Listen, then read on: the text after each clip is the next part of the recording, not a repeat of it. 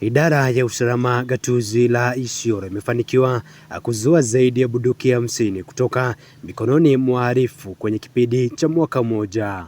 Haya ameweka wazi waziri wa usalama Kipchumba Murkomen akiwa kaunti ya Isiolo. The ongoing operation has led to confiscation of 58 guns in the last 1 year, and as you can see, some of the guns are here displayed here, some of the ammunitions are here, some have already been forwarded to Nairobi for onward transmission for destruction. And so that operation includes removing firearms from the wrong hands. It will continue. Like I have said, and I want to continue saying this, that our biggest challenge as a country is our porous border. And the closer the county is to the border, the more the guns are available because of this proliferation of small arms. Even as we do the operations, we are alive to the fact that until we cover most of our border points across, we will continue having the challenge of criminals trafficking or proliferating or transporting guns and ammunition through our border to our inland. Murkomen aidha amesema bangi yenye thamani ya shilingi milioni 10 pia imenaswa katika gatuzi hili katika kipindi hicho.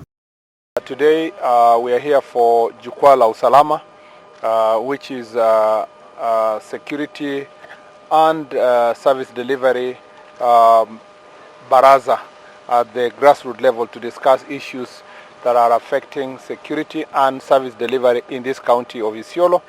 Today the Isiolo chapter is going to focus on a number of issues. The similarity of the issues between Isiolo and Marsabit is very high, but Isiolo has one of the most unique issue about Isiolo is that this is sort of for the issues we discussed in Marsabit yesterday, which is about drug trafficking and the issue of trafficking of human trafficking. Here Isiolo is the epicenter for other issues about drugs. I have been actually shown the information or statistics that after Mombasa, Nairobi, Isiolo is the third most affected city when it comes, or town when it comes to the questions of drugs. Basically because this is a route and this is where the traffickers meet, and there is a conglomeration of all kinds of drugs here, which is basically coming from the porous borders in our neighboring countries.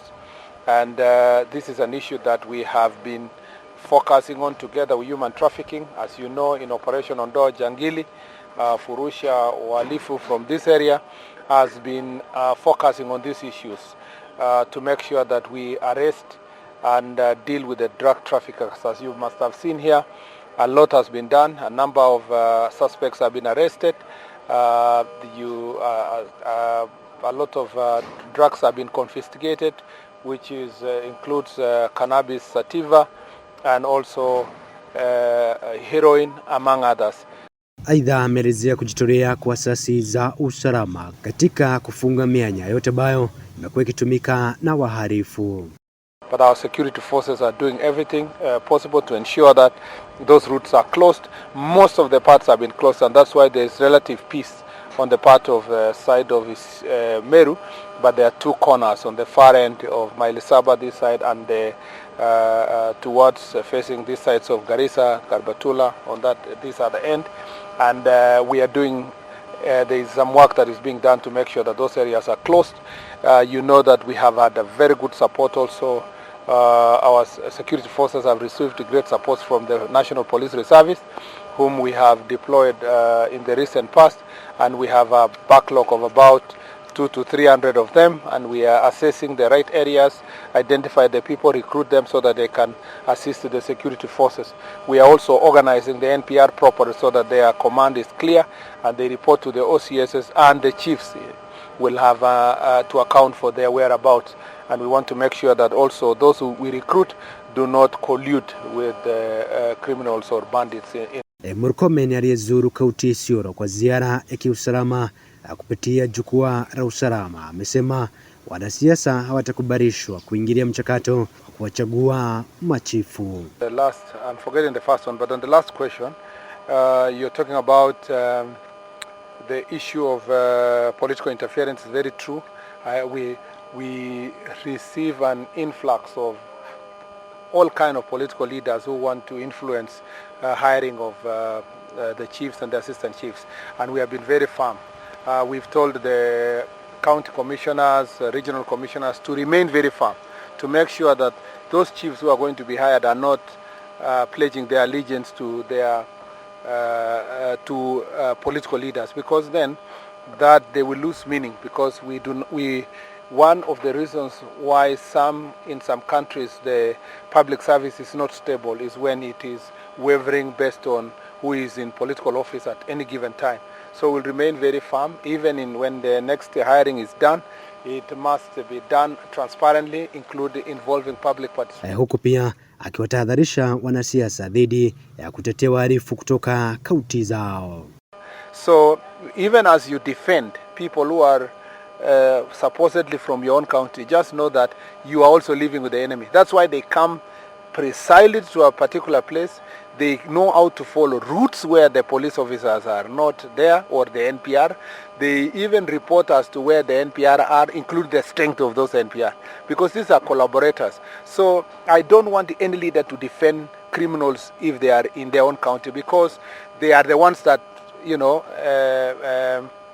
contribute to this problem. This is the case. In Kerio Valley, for example, there is a very close working relationship between Marakwet bandits and Pokot bandits.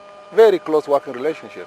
They talk to each other, they report each other. When each is raiding the other side, the others, and they share the loot.